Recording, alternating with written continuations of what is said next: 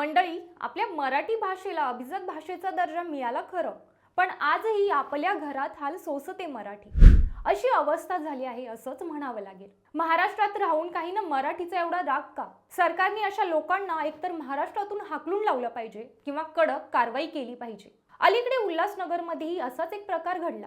नेमकं घडलं काय पाहूयात आपल्या व्हिडिओच्या माध्यमातून। तर झालं असं की उल्हासनगर येथे रेल्वे स्थानकावर बुकिंग वरून सुरू असलेल्या गोंधळाची माहिती घेण्यासाठी मनसे जिल्हाध्यक्ष सचिन कदम गेले असताना एका आरपीएफ जवानाने हिंदीत बोलण्यास सुरुवात केली। त्यावरून सचिन कदम यांनी मराठीत बोला असं बोलल्यानंतर मला मराठी येत नाही असं तो आरपीएफ जवान म्हणाला। त्यावर कदम म्हणाले, मी डीआरएम कडे तक्रार करतो।